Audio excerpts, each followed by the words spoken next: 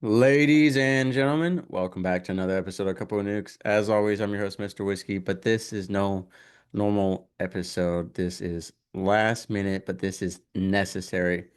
As soon as I got the news today about the news that we're going to be going over, I was very, very angry. I was very upset. I still have a lot of emotions going on about it, and I'm in the works of doing a lot of things about this because this is not okay. And here to help me cover all this, Imani McLemore, friend, coworker. She does a lot of things, graphic designer. Check her out. I wanted a co-host for this subject because it is something I want to have a back and forth dialogue about. And I definitely want anyone who has any information or has anything to say can definitely email me, coupleofnukes@gmail.com. And yeah, we're gonna get into it. So, Miss McLemore, I hope you're ready. If you just want to say hi to everyone, you can as well. Hello, hello. How y'all doing? Yeah, If that's the best, if that's the best that was way. good enough. We're gonna get into, I'm gonna present to you this article. You may have heard about it, maybe not. I didn't tell you ahead of time on purpose, but there was a sailor who went missing from CVN 73 USS George Washington aircraft carrier. I served aboard that aircraft carrier. And as soon as this sailor went missing, a couple people contacted me about it, saying, "Do you know anything? You were on board that ship. Do you know the person?" The whole usual ordeal. Anytime something happens with a military command or a ship that you were on at some point, everyone assumes you'll know everything that's going on. I didn't know about it, so I researched it lightly, and it seemed like, your run-of-the-mill situation. I'm going to read all the articles now, starting with the most recent one. I'm gonna have all the links in the description below for all the news articles I referenced for this because I did go through a couple different ones from a couple weeks ago to a couple days ago. The headline of this one was Sailor 19 was living the dream. Then his dad got a call that he was missing. My universe imploded. And so this was published on August 16th, 2025, 3 p.m. Eastern Standard Time. So literally just a few days ago. Last week, really last week. Yeah, three days ago. Need to know. Mhm. Navy sailor Jose Antonio Rivera Lynch IV was declared lost at sea on July 30th, 2 days after he went missing during a training exercise on board the USS George Washington. His dad, Jose Rivera III, opens up to People, that is the current news article that I am reading, about the moment he learned his son was involved in a man overboard incident. He also reveals the final words he said to his 19-year-old son.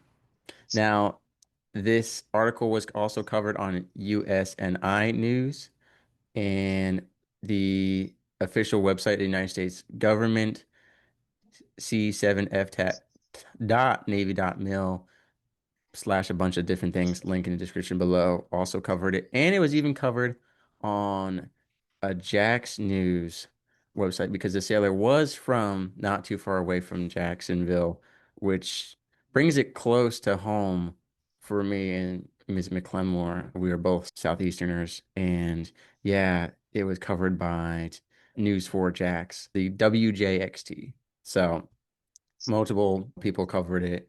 And I'm just reading from the People news article because that is the most recent one. Jose Rivera III, a dad of the late Navy sailor Jose Antonio Rivera Lynch IV, is recounting the moment when his, quote, universe imploded. Speaking with People, the grieving father, 63 years old, recalls receiving a heartbreaking call informing him that his 19-year-old son went missing on Monday, July 28th, during a training exercise on board the USS George Washington in the Indian Ocean just north of Australia, and other articles reference it as the Banda. It was near Australia, and Australia's forces were involved in the search and rescue efforts.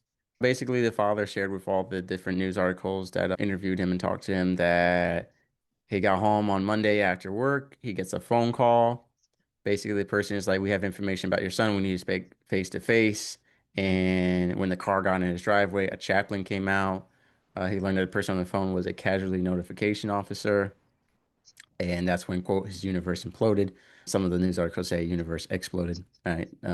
Tomato, tomato. And he talks about that moment being devastating. Also, there's a bunch of pictures of the sailor available in these news articles.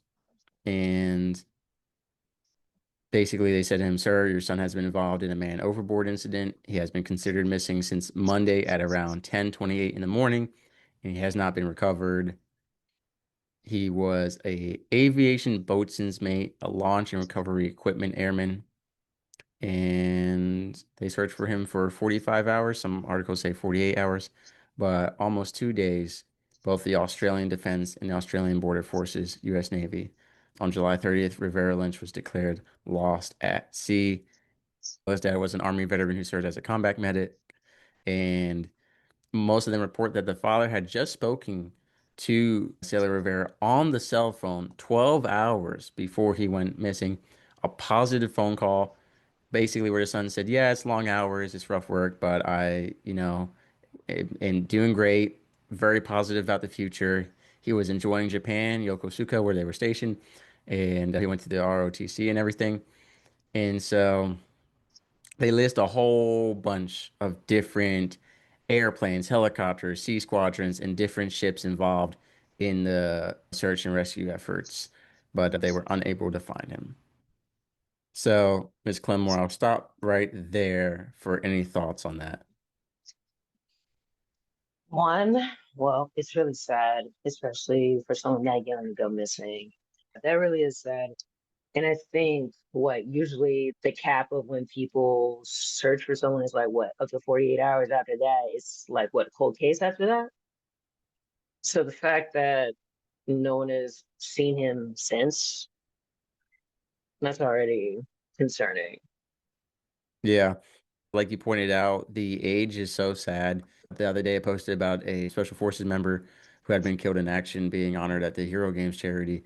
And again, the thing I saw, as soon as I saw his picture, I was like, what a young gentleman. And most people forget that the military is mainly 17, 18, 19, and 20-year-olds. From some of the other articles that I read and consumed, he had joined when the delayed entry program DEP while 17. And as soon as he graduated, basically shipped out. He's been in about a year because June was when he went to boot camp right after he graduated. And yeah, he was in Japan. They went deployed. He went missing after their port call in the Philippines, if I'm not mistaken, around that same timeline. Now, normal story, right? Normally I wouldn't cover it, except I am still in contact with sailors on CVN 73 USS George Washington because lived aboard that ship for some time, and that's all a lie, that story.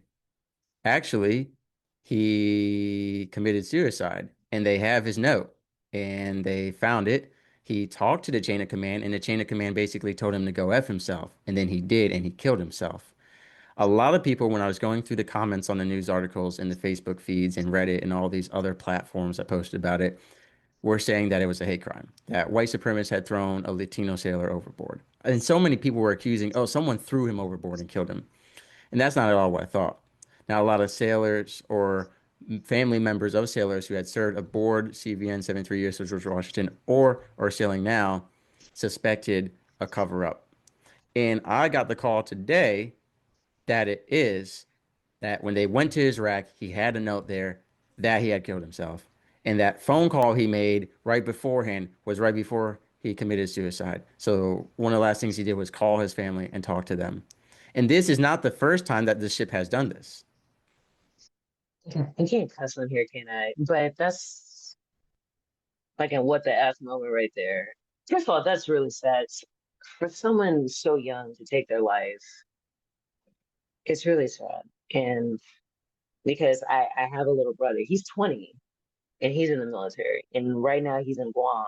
And there are times where I do worry about him. I do worry about things like this, especially when you're so far away from home and from family. And I've heard stories such as the military is not as, not as great as people seem, but especially they recruit young people and especially, lure them in with benefits. And that's so I've heard. I'm not in the military, but I've heard coworkers who are in the military. I have family that's in the military. And I've heard some horror stories. I've heard people that just couldn't take it, or horrible things that do it, and things like this, they cover it up because they don't actually want you Yeah. to know what actually goes on.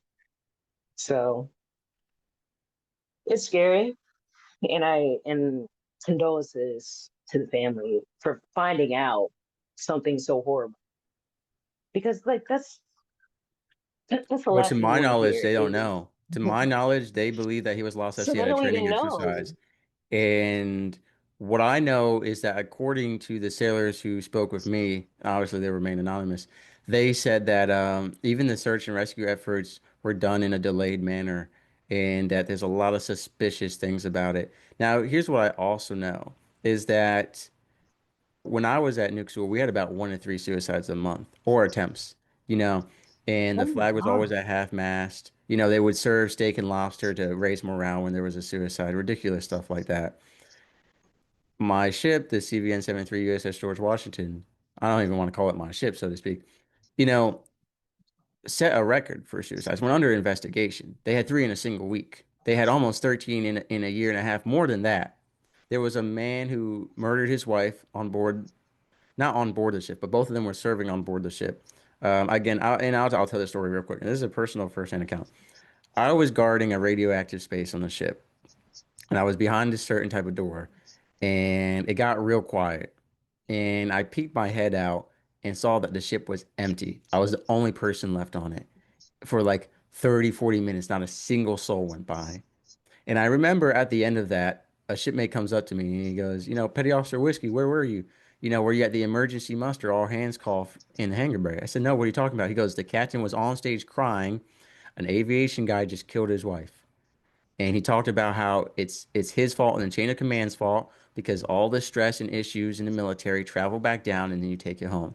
Now that was Captain Gaunt, who is no longer on the G-Dub.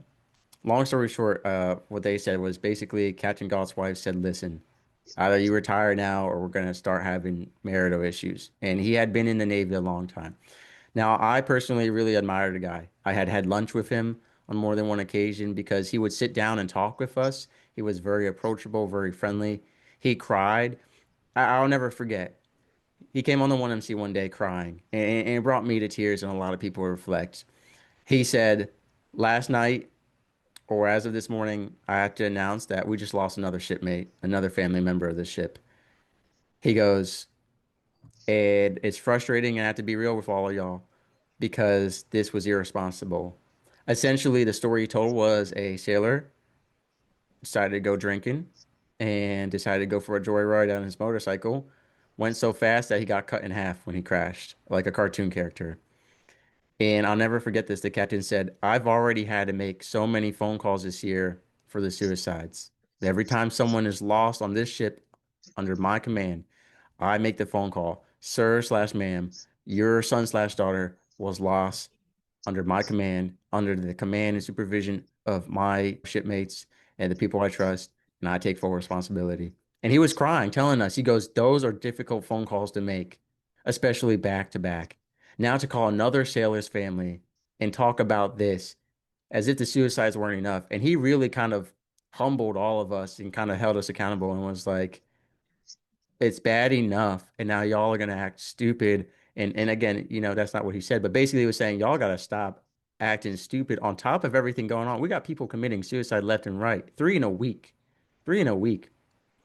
Of all, again, like I've been asked on every show I've ever guested on, is there a pattern? It enlisted, officer, black, white, chief, petty officer. There is no pattern because it's just a symptom of the lifestyle, of the leadership, of the stress, of all this stuff. And so my ship has a history with this already. And I remember there was a suicide in reactor, a sailor who had a brain tumor, and they basically hush hush covered it up. But so people in reactor made a bit of a scene because they worked with this person, they knew this person, they served with this person, and they held a little memorial at some point. It wasn't really announced. See, that's the issue. Some suicides were announced on the ship, and some weren't, and you can't pick and choose like that. You can't. And some of the higher ups would not address it, would not talk about it. Mental health services on the ship were booked out for months. Civilian doctors nearby were booked out for months because of the backlog of patients. And from my personal experience and experience of sailors on my ship, it was ridiculous because you would have to wait months for an appointment, weeks for an appointment, unless you were actively suicidal. Then they would see you on the spot. But again, like I've said, check sheets on a scale 1 to 10. Have you had pleasure doing things that you enjoy normally lately? On a scale 1 to 10, have you had an appetite lately? They fill out this, they score you. The VA does the same thing. They score you for PTSD, for anxiety, for depression. They just do a score sheet. They don't actually listen to your stories. They're not individualized care. Now with the VA, it's a little more easy to get access because you have more civilian doctors, more VA doctors, and you know you don't have these thousands of people on an aircraft carrier. But it's ridiculous. I've had medical appointments on the ship where the guy literally was like, "You control your emotions. Just choose to be happy." Are you kidding me? I mean, that's BS. Okay. We had sailors. That Guess pisses me what? off. Sorry. The number one reason people were getting masted and kicked out of the Navy on my ship and in a lot of ships was because of weed. And do you know why? Now, I'm not someone who endorses or supports or encourages weed, and I don't think you should do it. But Mhm. here's what I'll say. All the sailors I talked to who did it for the most part said, Mr. Whiskey, I had to do it because of my mental health, because I was being overworked. My chain of command was not following proper protocols to allow us to sleep. They were having us work through meals. They were having us work extended hours. And it was the only way I could show up and do my job because I could not get mental health help. And I decided either I do weed and do my job or I get kicked out for drugs. Either way, it's better than just suffering to the extent that I am. And so my heart felt for those people, even though I don't agree with that. I understand because I saw the way chains of commands treated people. Now, there are some great people out there. I met a chief who said, "Hey, this sailor did weed because you pushed him to the brink." He said, you know, the sailor was doing like 18-hour work days, and the chief called out the chain of command. He said to the sailor, because DRB basically imagine court, but you're not allowed to say anything, and everyone just screams and curses at you. That's what DRB is in the military. And they were just, you know, hamming on the sailor. And then finally, the good chief, he stepped up and he said, "Why are you doing this?" And he said, "Well, chief, my chain of command is having me work 18 hours and this, and this." And he said, "I want you to point out in the room right now who's doing it." You know, so there are good people in the Navy, don't get me wrong, but they're far and few in between, and they're often withheld rank, which is the worst part. But I know I went on a tangent there, so I'll pass it over to you for a little bit for thoughts. But it's Yeah, just from an outsider perspective, hearing stuff like this. it's sad. It's really sad. And it's a bit similar to what some people go through, even as civilians, because we're working like 12, 15 plus hours just to barely scrape by. And of course, toxic environments, especially in the work. And I went through something like that. I'm not in the military. I never joined the military, but I've worked in warehouses where I was pretty much with first of all, there's no AC working, and then imagine pretty much doing physical labor for 15 plus hours, damn near almost every day straight. And then on top of that, your coworkers are messy, they're toxic, and then your boss is toxic. It doesn't help with your mental health, but you do it because you got to scrape by, you got bills to pay, you just got to bite the bullet, and it's not fair. And there have been times where I have tried to commit suicide. As a matter of fact, it was at my old job to be exact. To be exact, it was to the point where I couldn't take the toxic environment from my boss because he was just so petty at this point. The micromanaging, the way things were being ran, the long hours. I was at a machine and I saw a box cutter. And immediately it was just to the point where I grabbed it and I tried to slice my wrist vigorously. The blade was dull, luckily, but I'll never forget that my friend, she saw me and she was like, Imani, like, what the fuck? What are you doing? And right then and there, I broke down crying because I could not take that stress. I couldn't take it. There was no amount of vacation days, even if I wanted to. It's just the fact that I had to go back and endure that. and I just couldn't do it anymore. And that's when I was like, I have to get the hell up out of here. I have to. Yeah. Now, I can only imagine what I went through, but maximize that in the military. Like I said, I don't have experience in the military.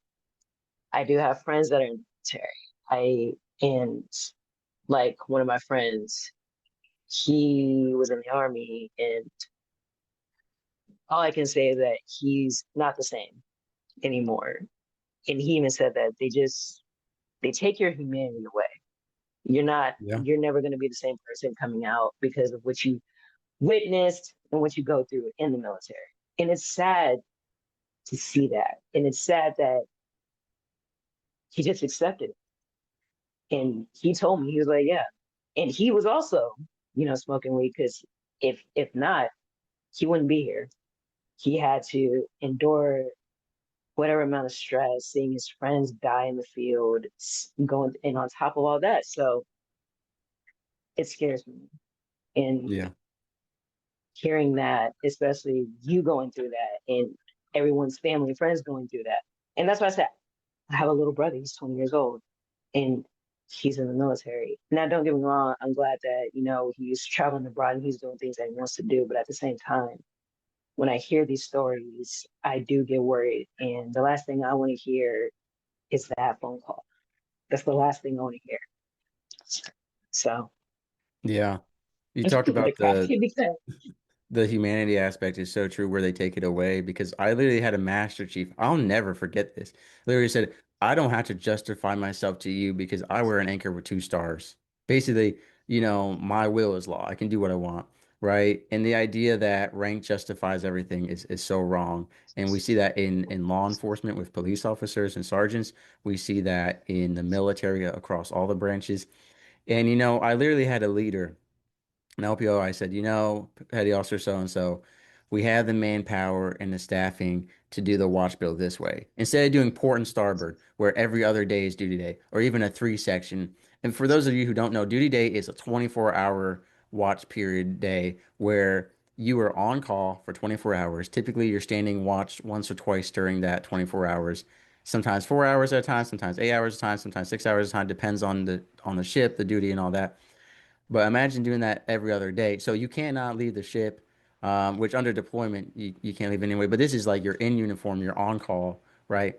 And I said, topsiders were doing it every 8 days because of the manning. We had the manning to maybe run it 6 section instead of 3 section, which is a huge shift from being a 24-hour shift every 3 days to every 6 days. That really frees up people's time to catch up on qualifications, to have some de-stress time, to actually live their life. And you know what he said to me? He said, y'all don't have it worse than me, so I don't care. When I got on the ship, I had to watch paint dry. So until y'all have it worse than me, even then, I don't care. Maybe I would feel bad if you had it worse than me, but you have it better than me. So guess what? You don't deserve or need to have it any better than that. Like you talk about toxic leadership and workplace culture, and that's exactly what it is. The amount of ranking up that is done in the military based off bribery and favoritism and popularity and screwing over other people, it's ridiculous. Now, the same sailor who reported to me that it was a suicide, and he said the first thing they do is go check his rack. The sailors go check Rivera's rack and see if he's there because maybe he's there or maybe there's some clues. Suicide note right there. And of course, everyone told everyone, like, oh my goodness, there was a suicide note. Now, I'd love to get a copy of that. Obviously, that's going to be very hard to do if they turn it into chain of command. Because guess what? Guess where that went? Boom, overboard. Now, I do want to pivot back to. I kind of made a point like, hey, so many people were quick to assume that this was like they threw him overboard, and that's wrong. I will say I don't blame people because when I've had Navy sailors on the show who talked about being pulled out of their rack and beaten, called dirtbag, made fun of for having faith in God, called E nothing, literally diminished, sexually abused. When I got to my ship, I was threatened to be thrown overboard. I was harassed. I was bullied. I was called dirtbag for no reason. I was made fun of for having faith in God. I was on a ship at the time with nothing but men because they didn't integrate women on ships yet at that time. So I always tell everybody, and they don't believe me, it was like being in jail. Like literally, like Yeah. my life was threatened on a daily basis. I was pulled out of my rack. I was beaten Like I had officers show me their junk and get drunk and act inappropriate. Like my trauma and my PTSD is not, I'm a combat vet and it's not from combat. It's from everything else that happened to me while I was in the Navy. Bad leaderships screwing me over, bad leaders making me be in trouble for things that I didn't do, like not accepting responsibility for their people. The amount of sexual assault in the military, including men on men, is ridiculously high. The amount of suicides that are covered up, the amount of harassment and bullying. They've done anti-hazing steps, they've done anti-harassment steps, but guess what? I mean, there's still a lot that goes on. All right, when I was in the Navy, you know what I saw? I saw people pissing on each other's racks, spreading their spit on it to get back at each other. I saw people just like doing gross things. All right, people just like literally beating each other. Sometimes in like a friendly, we're guys hanging out way, and other times just like trying to mask it up as like military, making a man out of you kind of stuff. It's ridiculous. So I will say, while I don't believe that people threw him overboard, and if they framed a suicide note and threw him overboard, that's a whole nother conspiracy theory. But I do understand that it's very easy for people to group up and throw a guy overboard and then say, "Oh no, a man overboard happens." Uh, you know, but I believe my source, right? I mean, he wouldn't lie to me. I was like, "Make sure you swear to God like this is the truth, because I don't want to talk about this and then find out you were wrong and now I look like a jerk." But I believe it. He said that when they pulled into port in Yokosuka, just a few hours after their first landing in Japan, a reactor sailor was found dead in a hotel room. They don't know if it was murder, suicide, what it was. Dead within hours of pulling into port. And guess what happened? CO never said anything about it, according to him. He said the RO, the reactor officer, basically like the captain of reactor only, kind of pulled them aside and spoke to them about it because it was a reactor sailor. But the whole ship, like, didn't know about it. And the amount of times where like things are kept divisional, like, no, anytime there's any death or any incident, the whole ship should know. The whole ship should know. And the whole side of the fleet should know. Because if you have incidents on one ship, how likely is it that they're happening on others, right? And that's what scares me the most about this. If this sailor did commit suicide, which I believe he did, and it was covered up, okay, what about other ships? How many other ships are hiding this? What about other branches? Now, I've talked to a lot of people in the Army and Marines who say that they're a lot more transparent in the Navy, which I don't know what's up with that, but yeah, it's just ridiculous. And again, the having to turn to drugs to cope with the Navy lifestyle and then being kicked out for it, the whole irony. But like the one guy that I talked to who was doing weed, he waited 1 year, an entire year for a single half-hour therapy appointment. And you know what they told him? Basically had him fill out the paperwork, told him, he was in control of his feelings and to check back in 5 months, or whatever it was. That's not how it works. Ridiculous. That's It's not just so how it works at useless. all. So So in other words, useless. y'all lives mean nothing, and yet y'all put your literal lives for this damn country, and y'all are not being taken care of at all. And these are young adults, Y'all, 18, 19, 20, these whose are brains are still teenagers developing. It's their first taste just of got adult out of high life. school. Yeah, literally, they're You're fresh out of out high in the real school. world, And you and have this is these what you want to witness. poor examples all over the ship for them.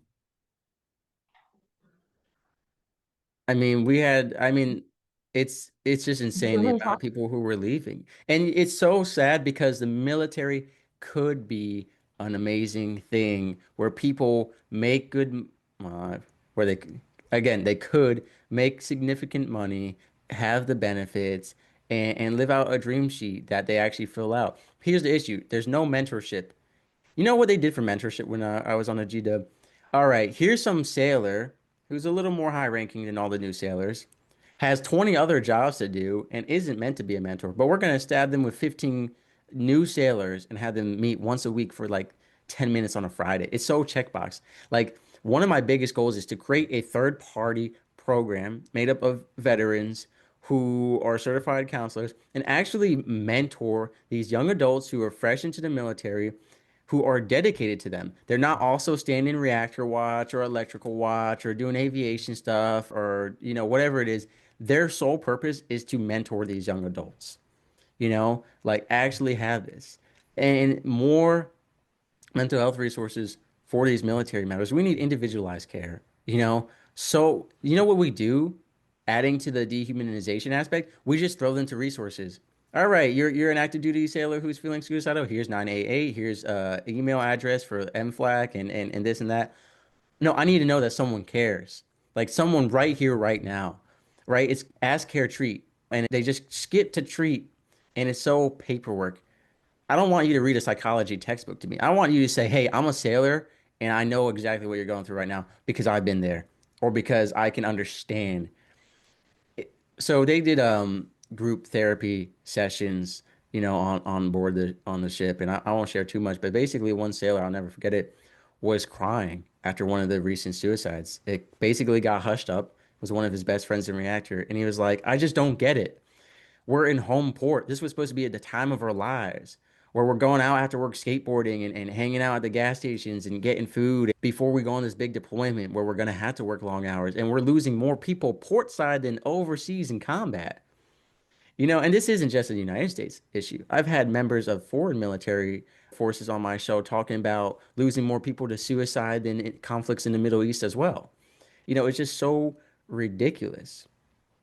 And my thing is, why can't CVN 73 USS George Washington just take responsibility? Hey, we just had another suicide. Well, you're embarrassed to look bad because it'll be the 15th, 16th, 17th one in a year. And it's not just George Washington. The Bush, the Truman, the Lincoln, all of them have different issues and different suicides that happen. I don't want to just pin it on my ship in particular, but it has the worst track record. And it's just ridiculous. Like, covering it up is so much worse than just saying, hey, we know this is number 17. This is really bad, but you need to be transparent so that big Navy and other government people can say, like, okay, wow, this is still an issue. We need to do something. The issue is here's what they do. Oh, wow, there was a bunch of suicides on a ship. We're just going to fire all the leadership, move them somewhere else, put in all new leadership who still think the same relatively, or the ship conditions are still the same, and think that's going to fix everything. No, it's not. You're just basically putting a band-aid on a deep wound and thinking that's going to heal. And it doesn't. You need to get to the deep root of the problem. But unfortunately, even in the civilian world, we don't actually fix the problem. We never get to the root. We just find temporary fixes because the work's got to get done. It's like, oh, Yeah. you'll make it. You'll be fine. Just find other ways to cope with your stress. Find other ways. And it shouldn't be like that, especially with people like you guys. You would think because y'all are putting so much on the line, literally your life for this country, y'all should be getting better care. Y'all should be really taken care of. But the fact that your lives mean nothing to them, like absolutely nothing. The fact that the amount of suicides y'all get a month, a week, and people just scoff it off like, oh, all right, we like it's like a protocol. All right, you know what to do. That's sad. It shouldn't be like that. And then especially to teenagers getting out into the world. And then this is the first thing you see the moment you get out. That's what you see. You see sexual assault. You see nepotism. You see it just physical assault. You see all this depravity the moment you get out. And that's not a good look on the world for any young mind, especially when you're developing. Yeah. And civilian Mhm. side, they push a lot of antidepressants, which they can't do military side because here's the issue, military side, if you do want to get help, basically they say, yeah, you can get medicated, but you're going to lose your job.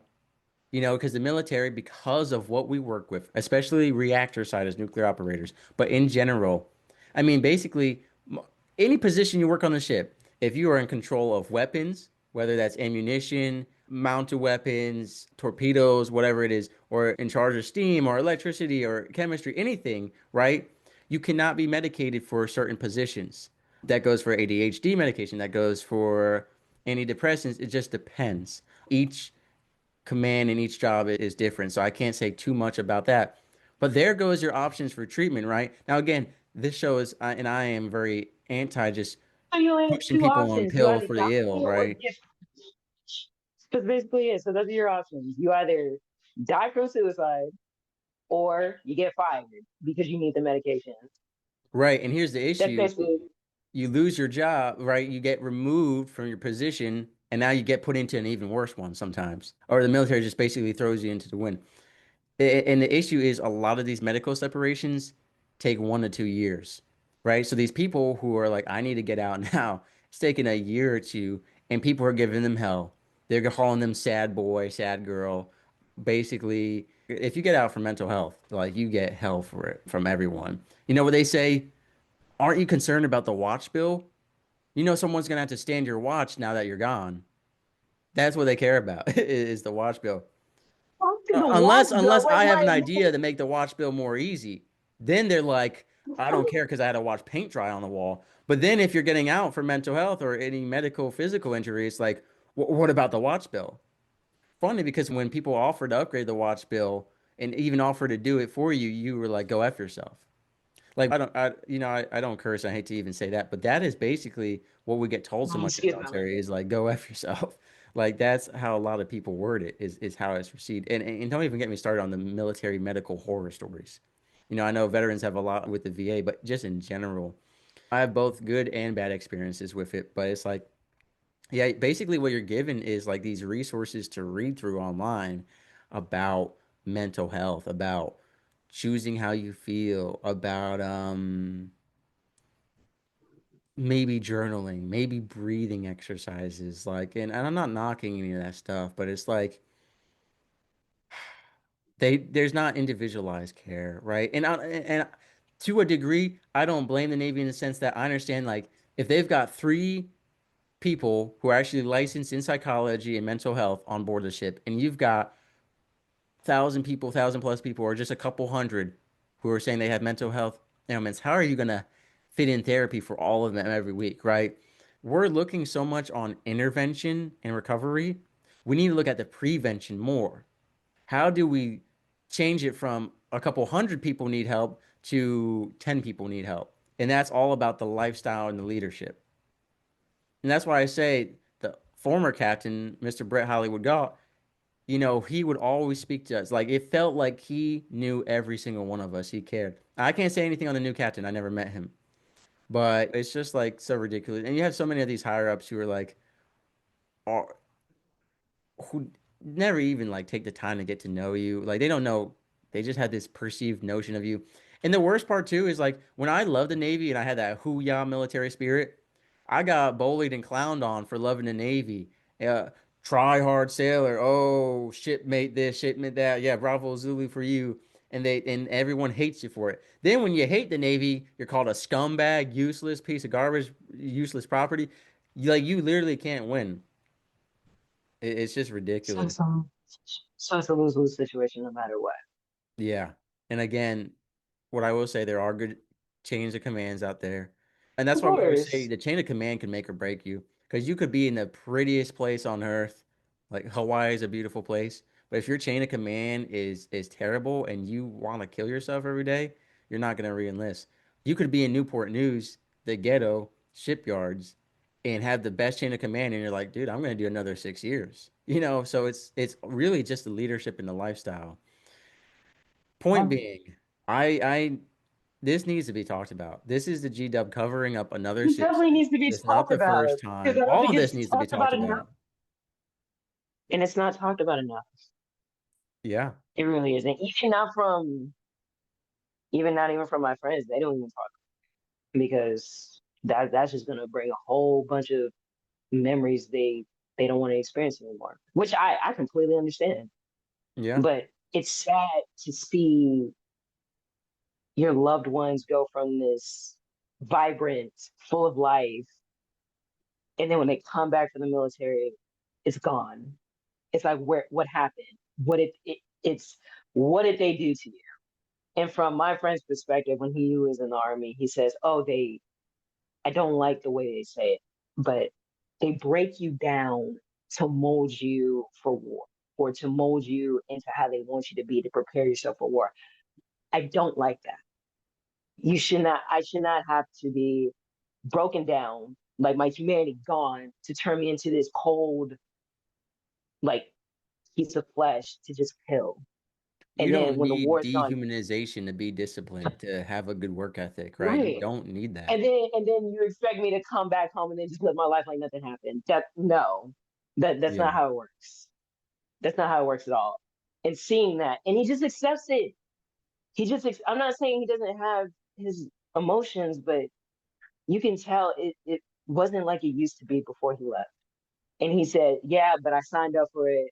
I knew what I was getting into, and I I just don't had think to anyone go through." does to the extent that it is. Like, you think you know what you're getting into. You have this preconceived notion from the propaganda, from the movies, from the TV shows, from the commercials. Maybe you've talked to a few veterans. You cannot expect this. You cannot prepare for this.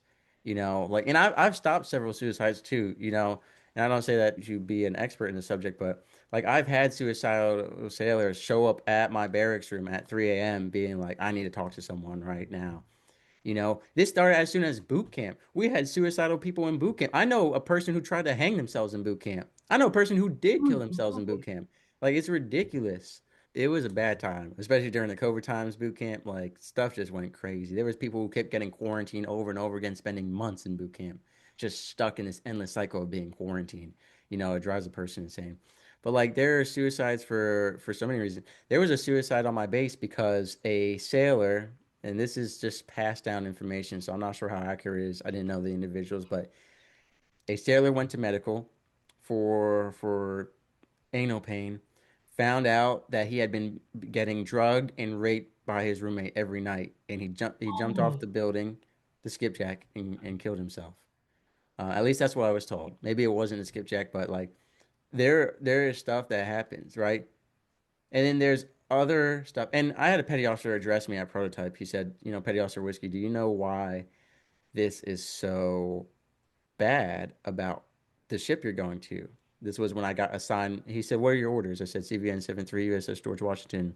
He said, no, no, no. You don't want to go there. That's bad. And he said, the issue is that they didn't start making change until enough suicides happened, quote, enough. And what that sends is a message of sailors were starting to say, I got to take one for the team. Someone needs to die for change to happen. If enough suicides happen, we can get a better lifestyle. And to have that mindset, to accidentally implement that into people, that's awful. You know what they did? They had civilians come in to the ship, and they were standing around the ship in the P-way, especially the galley, with a tablet. And they said, hey, like, for example, I did one. They said, Petty Officer Whiskey, we're giving out Amazon gift cards to people who fill out this survey on the command climate, the mental health of the place and stuff. And I filled it out, maybe like 30 minutes.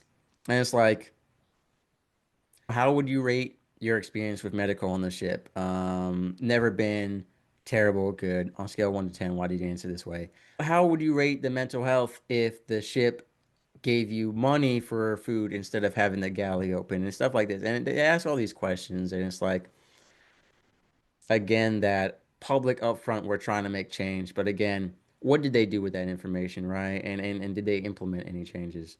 So it's just so ridiculous. To tie it back to the news article, what I want to say is to the family of Jose Antonio Rivera Lynch the fourth.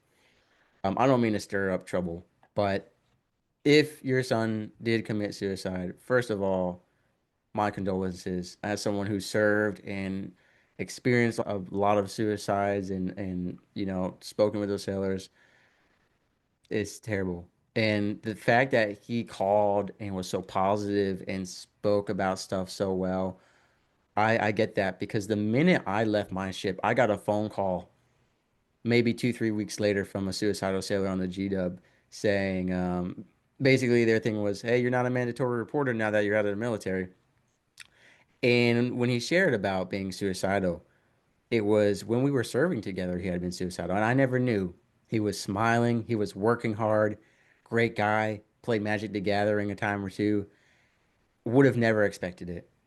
And so it can really be anyone. Even the higher ups, as much as we talk bad about them, there are higher ups. I mean, they're like, don't get me wrong, officers commit suicide, chiefs with wives and children, husbands and children's. Like, no one is safe from the suicidal ideation in the military or the civilian world. It can happen to anyone, and we all most likely know someone who has dealt with something like that. So I am trying to get to the bottom of this. I'm trying to get more information as far as if I can get a copy of this note, if I can find out any, firsthand account witness statements from this.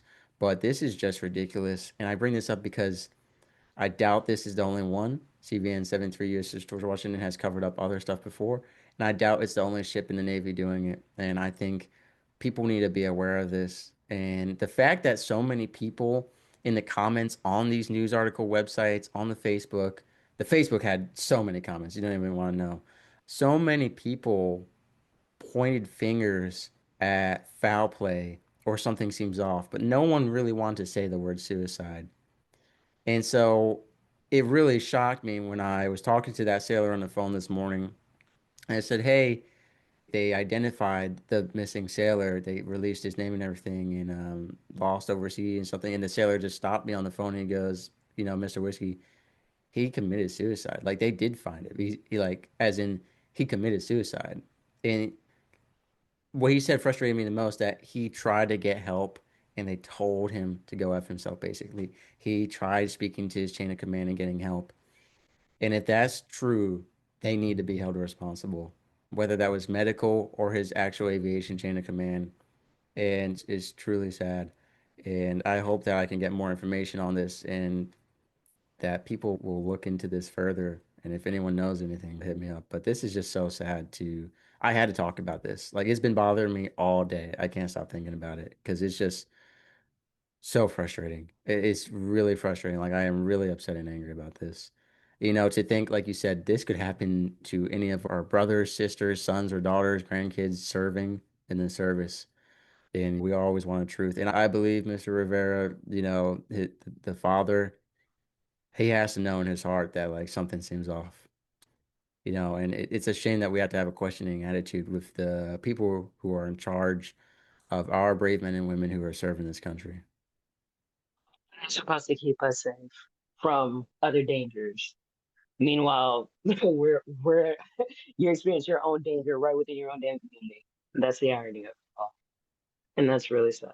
It shouldn't be like that. And think about how long has this been going on and we're just not hearing about it. Because I'm thinking about like my stepdad was in the military. He's retired. I have uncles that were in the military and they're retired. So I can only imagine how long this has been going on. And just now it's becoming aware. Just now. Yeah. Yeah, so ladies and gentlemen, we have several news articles and website links in the description below where you can read more about the case. You can see the photos, which when you see them, it's really sad to see the family together and smiling and this young sailor full of life and joy and has a 19 years old. That is just that is truly sad. Absolutely. You haven't even lived life yet. You just got out of high school. Yeah. Yeah, and the worst part is that this is all preventable, to a major degree. Obviously, we can't stop every Yeah. single suicide all the time, but No, with one these day. ones being a symptom of the leadership, of the military lifestyle, of the way people are being treated on that ship and all these ships, that's preventable. It's because we don't have a preventive mindset. We have a reactive. Yeah, We wait until things go bad to find like, oh, let's find a solution instead of creating the solution and preventing the problem from starting in the first place. Because just like you said, look how many lives we've lost just for somebody to just somewhat make it aware, to somewhat care. And even then, that's not even enough. So it's to the point where people like me who have loved ones in the military, it's going to be to the point it's like, how much more do you need? How many lives need to be lost in order for y'all to say, all right, you know what, let's actually get to the root of the problem so we can prevent this? It shouldn't be like that. We should not have to lose so many loved ones, so many tears that have shed because now we can't spend time with them anymore. Lives gone. Didn't even live life. You just gone yeah, because no one wants to do their job. Nobody wants to prevent it. We wait till things go overboard. We wait till things hit the fan. And that's what really makes me mad about our system, just our system in general, not just the military, but we go through this even in the civilian world too. We wait until things hit the fan. Now y'all wanna help. Now y'all wanna like, okay, let's get to the root of this. It shouldn't have been like damage is way done. It's beyond repair at this point. The other day, Or at Steve Wright least shared a quote: one death is a tragedy, a million is a statistic. So I say that in a sense of, with all of these suicides on the G Dub, look it up and actually like look at these people. Let's humanize them because it's just become a statistic. 13 suicides on a G Dub, 15 suicides on a G Dub, another suicide on a G Dub. These are people. These are human beings who had families and lives and names and identities and purpose. And when this is becoming a stat, and that is truly sad. So please check out the articles in the description below, as well as just look up this ship and find out more. And if you're able to make a change or impact in some way or have information that could help, that's definitely useful. But yeah, that's all I want to get on and talk about today. My friends told me not to. They said, Mr. Whiskey, if they're willing to cover that up, they're willing to cover you up. They'll destroy a couple of nukes, tear down everything you've made. But with God as my witness, if this is the truth, this is the truth, and I'm not gonna hide that. So. I give you props for making it aware, even though your friends say it might not make that much of a difference. You don't know that. You don't know that because maybe that's all it had to take for someone like you to make it more aware, to bring this to light. Because in order for a change to happen, we have to make it aware. Even if it might not seem much, it's a start. It's a ripple effect. It starts with you, and then more people are gonna listen to this, and then they're gonna like, yeah, I'm tired of this, I'm sick of this. We need to get to the bottom of it, and then change can actually happen. It only takes one time. That's all you need. You just need one person to finally say enough is enough because everybody else is also thinking the same thing you're thinking. They're just too scared to speak up about it. And the fact that you're willing to do this at such a late hour and say, I'm done. We need to do something about this. That's all it takes. You just need that one person to finally say enough is enough and people will follow through. Yeah. And so not just for Navy sailor Jose Antonio Rivera Lynch the fourth, but Just in if general. you know anyone on the G Dub that you feel like something was wrong or not told correctly, or any branch, and you want to come on the show or have me discuss it and review stuff, email a couple of nukes at gmail.com because I think it needs to be talked about. And yeah, so Ms. McLemore, I appreciate you co-hosting again. I didn't tell you what we're going to be talking about. All I said is it's going to be a heavy topic, and it is. I know you were not ready for that. No, I wasn't. Now I'm definitely caught. I'm not saying I don't call my little brother at all, but now, like I said, I worry about him every day. And maybe he is fine, but still, that's my brother, that's my blood, that's my family. I want to make sure he's fine. And even though he's a good kid, you know? So the last thing I want to hear is a phone call that he's gone, or I call him and he says, "Oh, everything's fine," when things are not fine. Yeah. That's my worst nightmare, honestly. Yeah, so everyone listening, if you've got someone in the service right now, you should give them a phone call too, see how things are going. That can be all it takes to save a life sometimes is just a phone call and how you been and are you truly okay? And probably a little deeper than that first surface, I'm fine, you know. Sailing through the ocean blue, nuclear reactors my crew, guiding the ship, the stars as our guide, through the waves we ride, jokes and laughter fill the air. On this voyage we have to share, working together, side by side, as one family we will abide. In the heart of the ship we reside, nuclear operators with pride, powering the vessel with every stride. Our mission, a source of great pride.